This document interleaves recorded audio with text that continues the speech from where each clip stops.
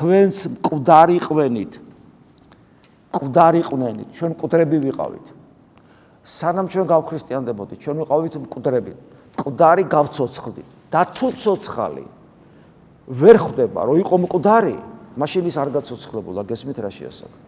ანუ შენ თუ ვერ ხვდები, რომ დღეს ხარ ცოცხალი და სანამ ეკლესიაში მოხვიდოდი, ვიყავი მკვდარი და ეს ისე განსხვავდება ერთმანეთსაგან, როგორც სადა მიწა და შენ ამით ახსავსე უნდა იყო ბედნიერებისაგან.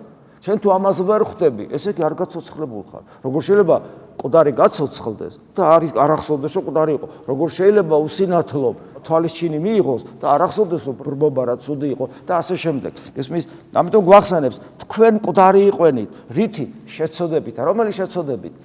უღმერთობით, უქრისტეობით. ნუ დავწუნმანდებით, შეცოდება უამრავია. მთავარი ცოდვა რა არის? უქრისტეობა, უღმერთობა. უქრისტეობით შეცოდება, ანუ ღმერთის გარეშე ცხოვრობდით. ეს არის შეცოდება, აცდენილი ვიყავით, ჩვენი ყოფიერება აცდენილი იყო აბსოლუტურად ღმერთს და თუ ვინა უფრო დავაკონკრეტოთ, ღვთისნებას, ჩვენი თავისუფლება რეალიზდებოდა ღვთისნების მიღმა, ღვთისნების წინააღმდეგ და ღვთისნებაზე აცდენით. ეს არის შეცოდება. ამიტომ აი მაგით, რომ ღვთისნებას აცდენილი ვიყავით მკვდარი და რა საცოდავია ადამიანი. რომელიც იწყებს ეკლესიურ ცხოვრებას და არ გამოეძიებს ღვთისნებას და არ ცდილობს ყოველწამიერად ღვთისნებას უერთგულოს.